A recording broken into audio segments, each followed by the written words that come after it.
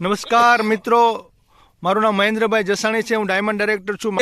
જામનગર જિલ્લાના જામજોધપુર તાલુકાની અંદર બ્રિજેશભાઈ રાબડિયાના ખેતરની અંદર આપણે છીએ કે જેને મરચીનું વાવેતર કર્યું છે. તમે જોઈ શકો છો કેટલી સરસ નરવાઈ અને કેટલો સરસ ફાલ આ મરચીની અંદર લાગેલો છે. અને તેમને પાયામાંથી તમામ પ્રકારની વેસ્ટેજ પ્રોડક્ટ એમને યુઝ કરી છે. તો આપણે બ્રિજેશભાઈને જ મળીએ.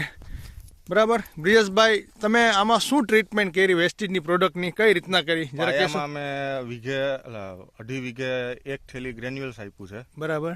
અને પછી કમ્પલસરી રાઉન્ડમાં પહેલા રાઉન્ડમાં એગ્રી 82 તમારે કન્ટિન્યુ દરેક રાઉન્ડમાં દરેક કોઈ પણ પેસ્ટિસાઇડ છાંટતા અથવા વેસ્ટેજની પ્રોડક્ટ છાંટો તો એમાં એગ્રી 82 ફરજિયાત 10 ml. બરાબર. 20 દિવસ પછી એગ્રી મોસ, એગ્રી હ્યુમિક ને એગ્રી 82 અને એના 20 દિવસ પછી એગ્રી નેનોટેક, એગ્રી ગોલ્ડ ને એગ્રી પ્રોટેક બરાબર 3 વસ્તુનો યુઝ કર્યો છે.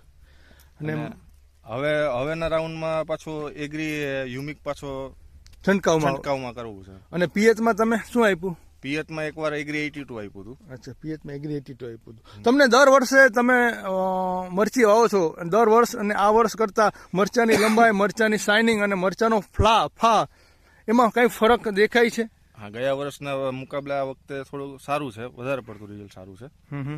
ગયા વર્ષે મારે 30-30 મણનો ઉતાર આવ્યો હતો. આ વખતે કદાચ 40-42 મણે પહોંચે વીઘે. હા, વીઘે સૂકા મરચા. બરાબર. તો ખેડૂત મિત્રોને તમે કઈ સલાહ આપો કે વેસ્ટેજની પ્રોડક્ટ વપરાય, એના રિઝલ્ટ વિશે? ના, રિઝલ્ટ વેસ્ટેજનું રિઝલ્ટ જોરદાર છે. પ્રોડક્ટો બધી વપરાય એવી છે.